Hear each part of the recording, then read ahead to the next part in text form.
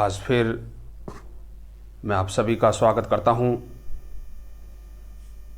अभिनंदन करता हूं और हाथ जोड़कर प्रणाम करता हूं। आज भारत देश में किसानों को लेकर, उनके मुद्दों को लेकर चर्चा जोरों पर है। पिछले 2 दिनों से जब से भारत की लोकसभा में किसानों के हित को लेकर 3 नए कृषि बिल लोकसभा में पास हुए हैं, पूरे देश में हंगामा चल रहा है, पूरे देश में हल्ला हो रहा है। जोरों पे चर्चा चल रही है कि इन तीनों बिलों से किसानों का अहित होने वाला है, किसानों को नुकसान हो सकता है। ऐसी स्थिति में हमारी भी ये जिम्मेदारी बनती है कि हम भी अपने विचार रखें और इन तीनों जो बिल हैं इनका छोटा सा विश्लेषण करने का प्रयास करें। ये जो तीनों बिल हैं, पहला जो बिल है, ये तीनों बिल एक प्रकार का पैकेज है। ये जो तीनों बिल हैं वो इस प्रकार है, आप देख सकते हो इस पोस्टर में क्लियर रूप से दिख रहे हैं कि आवश्यक वस्तु संशोधन अध्यादेश। मैंने यहां ये तीनों अध्यादेश लिए हैं क्योंकि बिल की कॉपियां मिली नहीं, इसलिए अध्यादेश मैंने लिए हैं और मान के चल रहे हैं कि जो अध्यादेश हैं वही बिल के रूप में लोकसभा में पास हुए हैं। और ये अध्यादेश भी जून में ही आए हैं, तो इसलिए कोई ज़्यादा परिवर्तन नहीं होगा इसमें, ये मानकर चल रहे हैं अपन। अब इन तीनों बिलों में पहला है आवश्यक वस्तु संशोधन अध्यादेश, मतलब एसेंशियल कमोडिटी एक्ट जो हमारा 1955 है उसमें थोड़ा सा संशोधन किया गया है।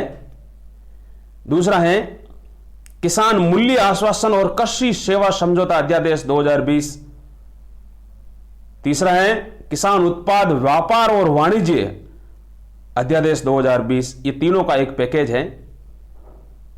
अब इस पे कमेंट करना इसलिए भी जरूरी है कि हम भी भारत के प्रसिद्ध कृषि अर्थशास्त्रियों के साथ रहे हैं, पढ़े हैं उनसे, उनका सानिध्य रहा है, उनके विद्यार्थी रहे हैं। प्रोफेसर अभिजीत सेन जेएनयू में प्रोफेसर, लंबे समय तक वो भारत में योजना आयोग के मेंबर रहे हैं और भारत में एमएसपी की घोषणा कराने वाला जो आयोग है, commission for agriculture cost and price, उसके वो लंबे समय तक उसके अध्यक्ष रहे हैं।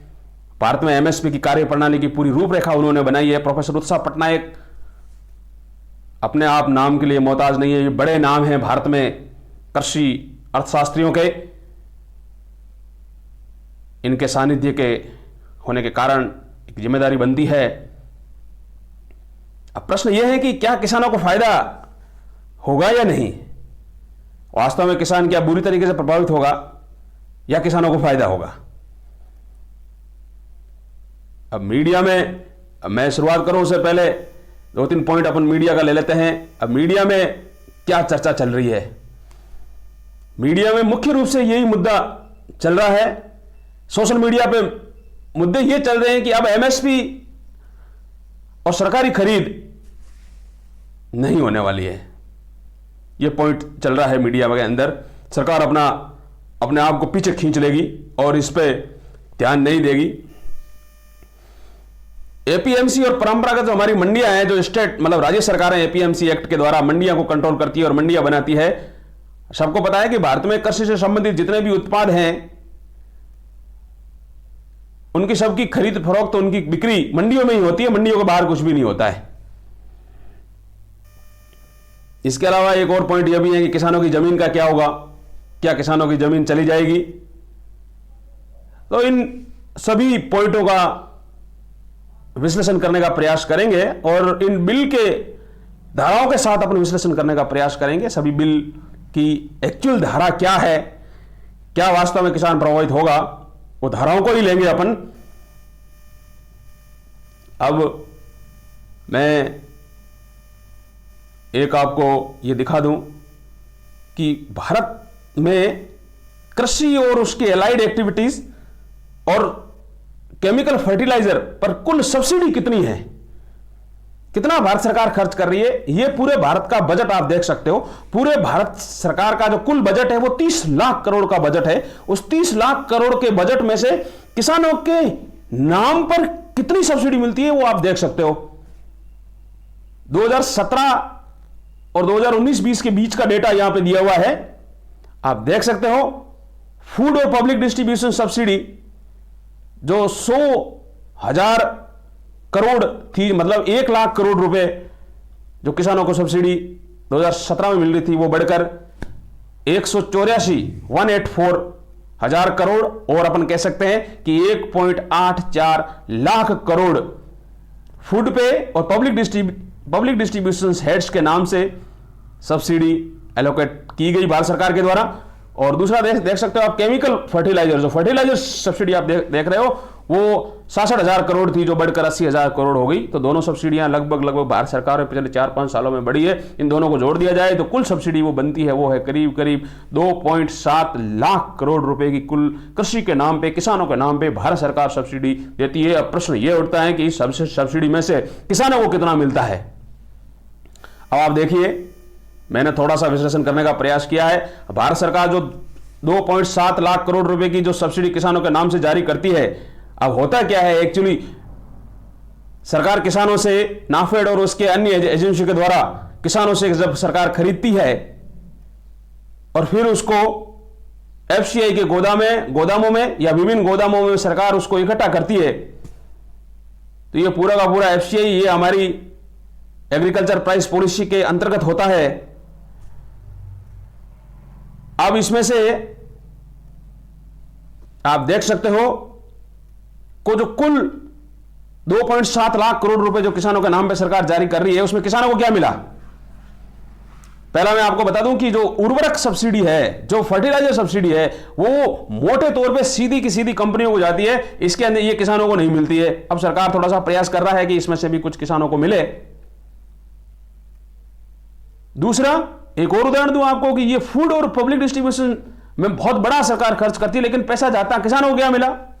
जब किसान से 1 किलो गेहूं जब सरकार खरीदती है तो उसको 20-21 रुपए एमएसपी के नाम पे 20-21 रुपए देती है, लेकिन ये सरकार जब अंत तक वो 1 किलो गेहूं गरीबों को 1 रुपए या 2 रुपए किलो बांट देती है, तो सरकार के वो गेहूं कितना पड़ता है, सरकार के वो गेहूं 50 रुपए के से भी अधिक पड़ता है। तो बाकी पैसा कहां गया, किसानों को 20 मिला, बाकी पैसा कहां गया, 30 से 40 रुपए कहां गए। वो 30 से 40 रुपए एक्चुअली मध्यमैन मिडलमैन में चले गए, ट्रकों का भाड़ा किराए में चले गए, उसको गेहूं को एक जगह से दूसरे जगह पर लाने ले जाने में चले गए एफसीआई के द्वारा। तो भारी खर्च, तो किसानों को तो कुछ भी नहीं मिला इसके अंदर। इस पूरी सब्सिडी में आप देख सकते हो कि किसानों को क्या मिला, किसानों के हाथ में कुछ भी नहीं आया, लेकिन किसानों के नाम से जारी हुआ। इसलिए सरकार कहीं कहीं ये सोचती है कि इसका रैशनलाइजेशन किया जाए, इसको विवेकपूर्ण वितरण किया जाए ताकि किसानों को फायदा हो अधिक से अधिक। मैंने थोड़ा सा और इसका विश्लेषण करने का प्रयास किया है कि ये तो इतनी सब्सिडी मिल रही है और भारत के अंदर 15 करोड़ किसान परिवार है, या मैंने लाख लिख दिया गलती से, 15 करोड़ किसान परिवार है। एक परिवार में माना जाता है कि 5 सदस्य होंगे, बेटे या मां बाप जो भी है, बेटे पत्नी मां बाप मिला के औसत रूप से यह माना जाता है कि भारत में एक परिवार में 5 सदस्य हैं। यदि 5 सदस्य हैं तो 15 करोड़ किसान परिवार, मतलब 75 करोड़ भारत की जनसंख्या किसानी पर निर्भर है। उनके परिवार खेती करते हैं, तो वो करीब करीब भारत की जनसंख्या का 55% के आसपास बैठती है। इतनी भारत की जनसंख्या किसानी पर है। मैंने ये भी आकलन किया है कि यदि ये सारी सब्सिडी सीधी किसानों को दे दी जाए, यदि खाते में हस्तांतरित कर दी जाए, तो ये 1,80,000 रुपए प्रति वर्ष होते हैं। और इनमें से मिला क्या, इतना तो नहीं मिला, किसानों को तो कुछ भी नहीं मिला। एक्चुअली होता क्या है, इसलिए तो ये सब्सिडी है, ये सब्सिडी किसानों के नाम पे जारी होती है, लेकिन सब्सिडी अधिकतर मध्य वर्ग बीच की कंपनियों में, ट्रांसपोर्टेशन में, मेंटेनेंस में खर्च हो जाती है। इसलिए सरकार की जिम्मेदारी बनती है कि जो सब्सिडी है वो सीधे किसानों के खातों में जाए। अब बिल लाए तो सरकार कुछ न कुछ इस दिशा में सोच के ही लाई होगी। ये जो तीनों बिल आए हैं, तीनों बिल एक सेट है, एक पैकेज है, इसको अलग अलग नहीं किया जा सकता। इन तीनों बिलों को ये एक के साथ एक जुड़े हुए हैं, ये समांतर चलने वाले बिल हैं। मैं पहला बिल लेता हूं। जो पहला बिल क्या है? पहला बिल है आवश्यक वस्तु संशोधन अध्यादेश 1955 का एक कानून है एसेंशियल कमोडिटी एक्ट, जिसके अंदर भारत में आवश्यक वस्तुओं को डिफाइन कर रखा है, परिभाषित कर रखा है, और समय समय पर उनको उनके अंदर सरकार डाल देती है, ताकि उन वस्तुओं को, मतलब गेहूं चावल कुछ भी हो सकता है, ताकि उनको कोई भी प्राइवेट सेक्टर उसको स्टोरेज नहीं करे, बाजार में उनकी कमी नहीं हो। इसलिए सरकार उनके ऊपर कार्रवाई भी करती रही है। लेकिन जो भी किसानी जिनका उत्पाद होता है, जो भी उनका सामान बेचने के लिए किसान आते हैं, तो केवल मंडियों में आएंगे। मंडियों के बाहर कुछ भी नहीं है, सब कुछ मंडियां ही है, मंडियों के बाहर कुछ भी नहीं है। अब प्रश्न यह है कि जब सरकार ने क्या किया, एसेंशियल कमोडिटी एक्ट, मैं सीधा ये 1955 की धारा 3 आपको दिखा रहा हूं। धारा 3 के अंदर क्लियर लिखा हुआ है कि सेंट्रल गवर्नमेंट इसमें मेंटेन इंटरवेन करेगी, क्योंकि ये आवश्यक वस्तु है। और जब सरकार इसमें इंटरवेन करेगी तो सरकार ये भी ध्यान रखेगी, इसमें आप देख सकते हो कि उत्पादन कितना होगा, सप्लाई कितना होगा, डिस्ट्रीब्यूशन कितना होगा, और ट्रेड और व्यापार सब कुछ सरकार उस पर कंट्रोल करेगी, कार्रवाई करेगी। यदि जबरदस्ती उसको स्टोरेज करने की प्रयास कोई करेगा, निजी क्षेत्र को अनुमति नहीं है, और कंपनियां इसमें ज्यादा इंटरवेन नहीं कर सकती। जो होगा वो मंडी के अंदर ही होगा, और मंडियां एपीएमसी एक्ट के द्वारा राज्य सरकारों के अंदर थी। अब इस एक्ट 1955 में सरकार ने थोड़ा सा संशोधन कर दिया। इस नए वाले अध्यादेश में धारा 2 के अंदर ये क्लियर लिखा हुआ है कि 1955 वाली जो धारा 3 है उसमें संशोधन किया जाता है, और उसके अंदर ये इंसर्ट किया जाता है कि अब सरकार इसमें इंटरवेन नहीं करेगी ज्यादा, अब सरकार उन पर कार्रवाई नहीं करेगी। मतलब ये हुआ कि अब निजी क्षेत्र इसमें आएगा, कंपनी आएगी, प्राइवेट सेक्टर इसमें आएगा, मंडियों से बाहर भी सामान को खरीदा जाएगा, बेचा जाएगा, मंडियों से बाहर भी कृषि से विभिन्न मिलने वाला सामान मिलेगा, स्टोरेज होगा। लेकिन अब सरकार छोटे मोटे कंडीशंस में अंदर उनका इंटरवेंशन नहीं करेगी, और कुछ विकट परिस्थितियों में, जैसे भूखमरी हो जाए या प्राकृतिक आपदा आ जाए या कोई ऐसी विकट परिस्थिति आ जाए, तभी सरकार इंटरवेन करेगी, नहीं तो सरकार परेशान नहीं करेगी। आवश्यक वस्तु के नाम से सरकार प्राइवेट सेक्टर को, निजी सेक्टर को, कंपनियों को यदि स्टोरेज करते हैं तो परेशान नहीं करेगी।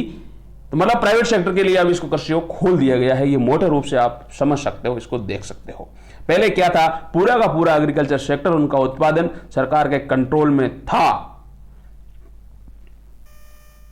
अब मैं फिर वापस आगे बढ़ता हूं, दूसरा अधिनियम देखता हूं। मैंने कहा ना जुड़ा हुआ है, पहले प्राइवेट सेक्टर नहीं था, अब सरकार ने खोल दिया। प्राइवेट सेक्टर मंडियां वगैरह नहीं था, अब उनको खोल दिया है। लेकिन ये एक्चुअली किस लिए खोला गया, इससे किसानों को किसी फायदा हो सकता है, इसलिए सरकार प्रयास कर रही है। और पिछले वाली सरकारों ने भी प्रयास समय समय पे किए हैं, क्योंकि भारत में स्पेशल एग्रीकल्चर जोन बने, तब भी सरकार ने यह प्रयास किया था कि इसके अंदर ठीक ठाक हो, किसानों को ठीक से प्राइस मिले, और जो एग्रीकल्चर उत्पाद हो उनका सब कुछ ठीक ठाक हो।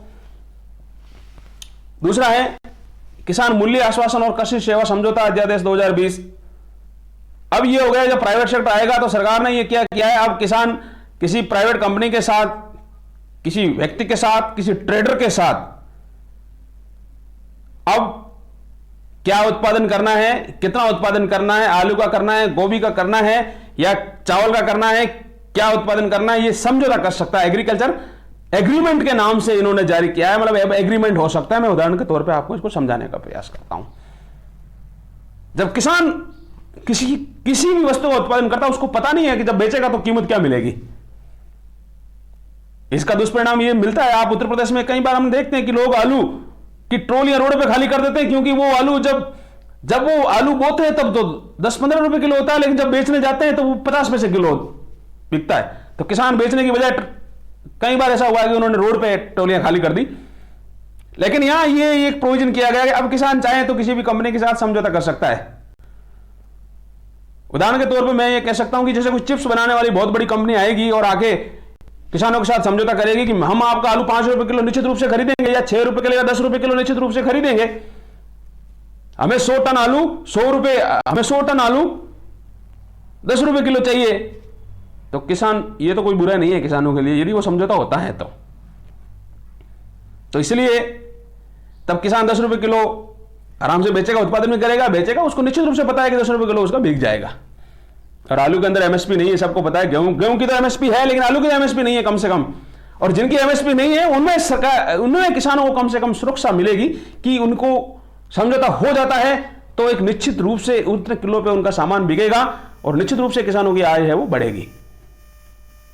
अब इसी एक्ट में एक मैंने एक क्रॉस लगा रखा, आप देख सकते हो। एक नेगेटिव पॉइंट मुझे भी लगा जो ठीक भी नहीं है, वो ये था कि जब समझौता होगा किसान और कंपनी या ट्रेडर के बीच में, जब समझौता होगा तो समझौते में सब कुछ तय होगा। मतलब ये होगा कि उसका क्वालिटी कैसा रहेगा, उसका ग्रेड कैसा होगा, उसका स्टैंडर्ड कैसा होगा, ये सारी चीजें समझौते के अंदर यदि डालेंगे तो उसमें निश्चित रूप से किसान बुरी तरीके से प्रभावित होगा।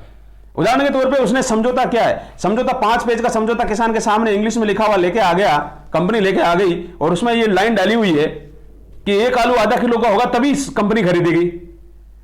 अब अंत में जब किसान उत्पादन करके, जब उत्पादन करने के लिए उसको देने लगता है, तब पता चलता है कि गेहूं तो एक आलू आधा किलो का है ही नहीं, 100 ग्राम का आलू है, 150 ग्राम का आलू है, 200 ग्राम का आलू है। तो कंपनी इसके आधार पर मना कर सकती है कि नहीं, हमने तो कहा था हमें चिप्स बनानी, बड़े बड़े आलू चाहिए। तो ये इस प्रकार का जो प्रोविजन है इसको हटाना चाहिए। और यदि ये प्रोविजन रहे तो इसकी जिम्मेदारी, रिस्क किसानों पे कुछ भी नहीं होनी चाहिए, सारी की सारी जिम्मेदारी है वो कंपनियों के या ट्रेडर के ऊपर होनी चाहिए। और सरकार को इसमें इंश्योरेंस, बीमा, इंश्योरेंस और हेजिंग को भी साथ में जोड़ के प्रयास ये करना चाहिए। हो सकता है सरकार अलग से इसके बारे में सोच रही हो कि इसके अंदर बीमा को, कृषि बीमा को पूरी तरीके से इन्वॉल्व करके किसानों की रिस्क कम से कम की जाए। और जब भी विवाद हो जाएगा, यदि ऐसी परिस्थिति में कुछ विवाद हो जाता तो मैं निश्चित रूप से कहता हूं कि प्राइवेट कंपनी जीतेगी। इसलिए विवाद की स्थिति पैदा नहीं हो, और पैदा हो तो विवाद की सारी जिम्मेदारी कंपनियों की हो, ट्रेडर की हो, किसानों की नहीं हो कम से कम। तो ये कानून बुरा नहीं है, कम से कम ये जिस प्रकार का बिल जो मुझे लग रहा है, पढ़ा है मैंने, इसमें कोई बुरी बात नहीं है। यदि इस पॉइंट को छोड़ दें तो कोई भी इसमें बुरी बात नहीं है।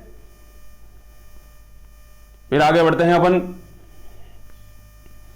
इसके अंदर, और इसी बिल की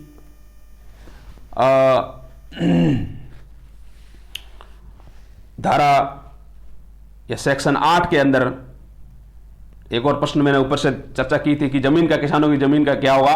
तो धारा 8 में आप क्लियर देख सकते हो कि यानी transfer including sale, lease and mortgage of land और प्रीमाइस ऑफ फार्मर, इन पे लागू नहीं होगा, समझौतों में ये नहीं आएगा।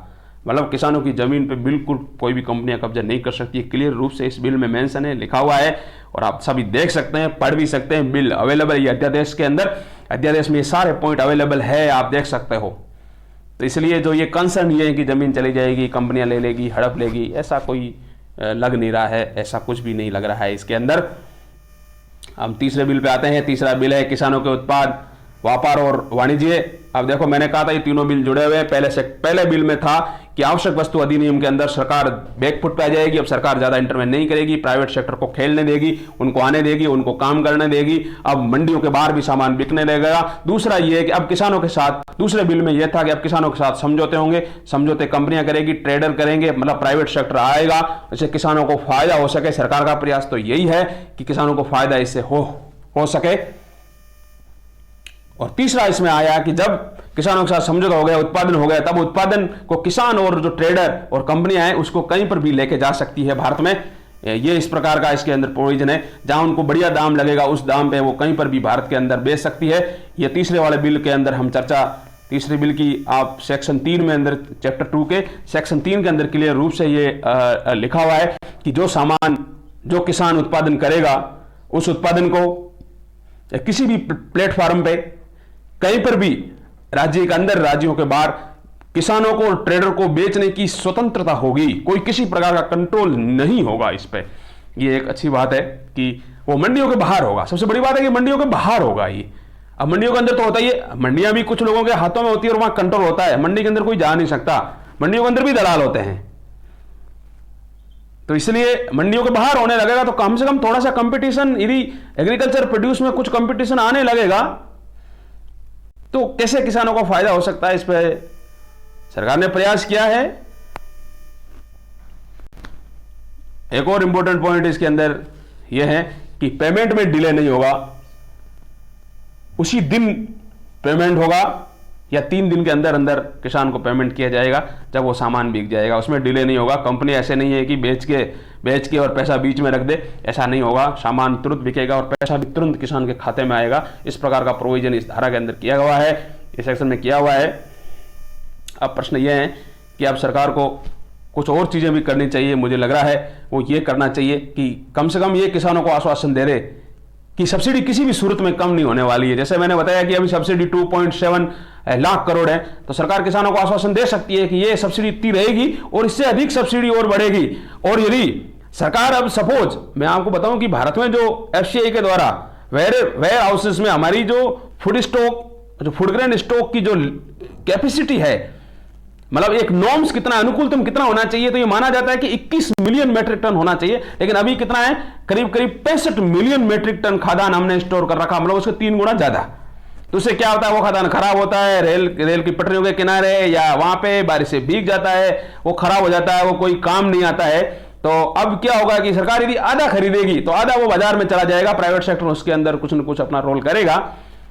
तो सरकार अपनी आधी सब्सिडी बचा सकती है, तो बचा के सरकार सब्सिडी कम नहीं करना चाहिए, कम से कम जितनी सब्सिडी है। और ये आश्वासन दे किसानों को कि जितनी सब्सिडी है वो तो जारी रखेगी, लेकिन 5 से 10% अतिरिक्त भी करेगी, और वो बाकी जो सब्सिडी बचेगी वो सीधे किसानों को खाते में डाल सकती है। मुझे लग रहा है कि यदि सरकार आधी सब्सिडी भी बचा ले तो 1 लाख रुपए प्रतिवर्ष किसानों के खाते में सरकार दे सकती है, ट्रांसफर कर सकती है, सीधा किसानों के खातों में हस्तांतरण होना चाहिए, जैसा मैं कह रहा हूं होना भी चाहिए। और बीमा, इसमें अब बीमा और हेजिंग ये दोनों अब बहुत खतरनाक, इन दोनों को इन्वॉल्व करवाना चाहिए और किसानों की रिस्क जीरो हो, ये जरूर बात इसमें होनी चाहिए। अब डिटेल में इसका एनालिसिस करने की जरूरत है। अदरवाइज बिल तो ठीक है, बिल में कोई प्रॉब्लम नहीं है, किसानों के हित की बात कही गई है और किसानों के कैसे प्रकार फायदा हो, कैसा लाभ हो, कैसे उनको बराबर पैसा मिले, इसकी बात इनमें कही गई है। अब ये भी है कि इनमें मतलब किसी भी सूरत में किसानों की रिस्क नहीं बढ़े, ये भी प्रावधान होना चाहिए। और खाद्यान्नों का उत्पादन, और भी मैंने कहा कि अमेरिका के अंदर केवल 4% किसान है, मतलब 1 करोड़ भी किसान नहीं है, और 1 करोड़ किसानों पे अमेरिकन सरकार $100 बिलियन का मतलब समझ सकते हो, करीब 75 लाख करोड़ रुपए, 75 लाख करोड़ रुपए केवल 1 करोड़ किसानों पे खर्च करती है। वहां एक किसान पे सरकार 50 लाख रुपए के आसपास खर्च करती है। वो इसलिए करती है कि गेहूं खाना एसेंशियल है, पेट में गेहूं जाना जरूरी है, उनका उत्पादन जरूरी है, ये स्ट्रेटेजिक है। इसको ऐसा नहीं हो सकता हम उत्पादन नहीं करेंगे बाहर से मंगाएंगे, नहीं हो सकता ऐसा, क्योंकि ये वो आवश्यक वस्तु है। जब अमेरिका 1 किलो गेहूं पैदा करता है तो वो 500 रुपए में पड़ता है, लेकिन वो पैदा करना जरूरी है। वो चाहे तो अमेरिका क्या कर सकती है, वो 25 रुपए किलो भारत से आयात कर सकती है और बाकी पैसा बचा सकती है, लेकिन ऐसा नहीं कर सकती क्योंकि वो एसेंशियल रणनीति वस्तु है। कभी ऐसा भी हो सकता है कि भारत अचानक मना कर देगा, नहीं मैं अमेरिका को नहीं बेचने वाला, तो अमेरिका में भुखमरी पैदा हो जाएगी। तो इसलिए गेहूं ऐसा चीज है, खाद्यान्न ऐसी चीज है जिसका उत्पादन बरकरार रहना चाहिए। और सरकार के पास कम से कम गरीबों को 1 साल तक खाना खिला सके इतना फूड स्टॉक मेंटेन अपने देश में होना ही चाहिए, निश्चित रूप से होना चाहिए। तो इसलिए इन सब बातों से निकलकर निष्कर्ष मुझे ये लग रहा है कि कुछ 1-2 पॉइंट को छोड़ दिया जाए तो बिल में कोई बुराई नहीं है, बिल ये ठीक है। प्राइवेट सेक्टर आएगा तो उनको खेलने दो, किसानों के हित में होगा, किसानों के लिए फायदा होगा। और जब ऐसा लगेगा किसी भी पॉइंट पे कि नहीं किसानों को कहीं पर हित हो रहा है, तो सरकार को कम से कम राज्य सरकार को और केंद्र सरकारों को इस प्रकार की रणनीति बनानी चाहिए कि जहां विवाद हो वहां किसान के फेवर में डिसीजन हो, ये कम से कम होना चाहिए। इन सभी बातों के साथ आप लोगों का बहुत बहुत धन्यवाद।